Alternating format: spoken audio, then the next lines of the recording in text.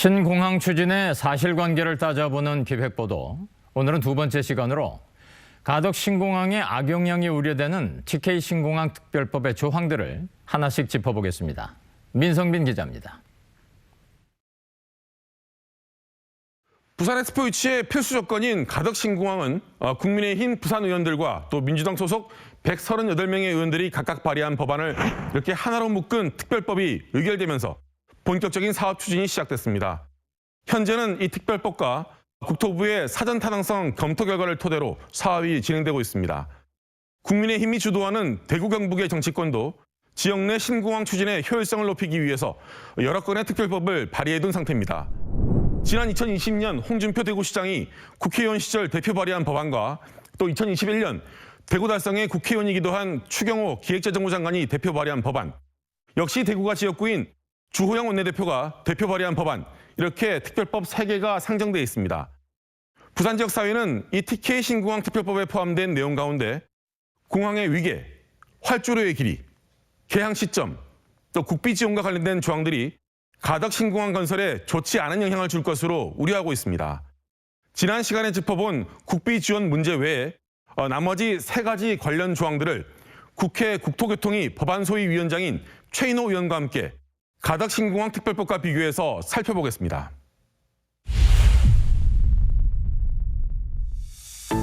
주호영 의원이 대표 발의한 특별법엔 TK 신공항을 유사시 인천공항을 대체하는 중추공항으로 건설하겠다고 명시되어 있습니다. 가덕 신공항은 관문공항이라는 위상을 넣었다가 특별법에 공항 위계를 정하는 것이 맞지 않다는 지적에 따라 빠진 바 있습니다. 공항개발 종합계획상 우리나라의 중추공항은 인천공항뿐, 김해와 대구 등 7곳은 거점 공항입니다. 가덕은 중추와 거점의 중간 형태인 관문공항을 지향하지만 TK 신공항은 인천공항급 공항이 목표인 겁니다. 때문에 이런 조항이 공항개발 종합계획에 배치된다는 지적이 나옵니다. TK 신공항 특별법은 한마디로 가덕 신공항보다도 더 큰 공항으로 TK 신공항을 만들겠다는 것입니다. 그 핵심 내용이 중추공항이라는 표현에 다 담겨져 있습니다. 그만큼 가덕 신공항은 그 위상이 낮아질 수밖에 없는 것이죠.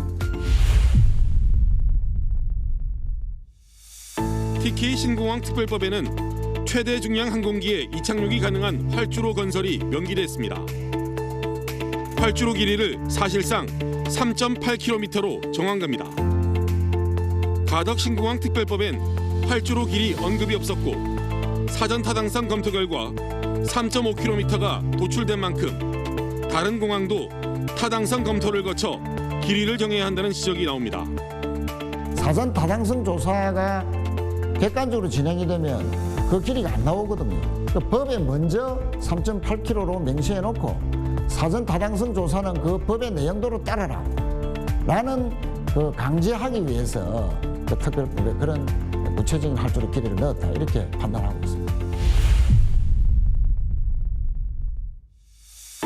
추경호 장관의 대표 발의 특별법은 TK 신공항 개항 시점을 2028년으로 하고 있습니다. 공법도 못 정해 개항이 2029년에서 2035년까지 가변적인 가덕 신공항보다 개항 시점이 훨씬 빠른 셈입니다. 하지만 특별법에 개항 시점을 명시한 사례가 없어 수정의 필요성이 제기됩니다. 국제 주요 항공 노선을 선점하고 또 항공 물류도 선점하고, 그래서 가덕 신공항보다도 훨씬 더 큰 규모의 공항을 더 빨리 자리 잡게 해서 TK 신공항을 인천공항 수준으로 키우겠다는 것이 그 특별법 내용에 다 담겨져 있습니다. 네, 살펴본 것처럼 공항의 위상과 규모 또 시점 모두 경쟁 구도에서 선점 효과가 예상되는 사안들입니다. 여당 지도부 주류를 형성하는 대구 경북의 정치권은 TK 신공항 특별법을 이번 달 회기 안에 반드시 통과시킨다는 계획입니다. 부산 지역 국민의힘 의원들은 가덕 신공항에만 집중하면 된다며 애써 TK 신공항 특별법에 대한 언급을 자제하고 있는데요. 그러는 사이 TK 여권은 군공항 이전을 매개로 호남 지역 민주당 의원들과 연합전선을 구축하며 추진력을 높이고 있어서 TK 신공항 특별법이 어떻게 결론이 날지, 또 가덕 신공항 건설에는 어떤 영향을 줄 것인지 관심이 커지고 있습니다. MBC 뉴스 민성빈입니다.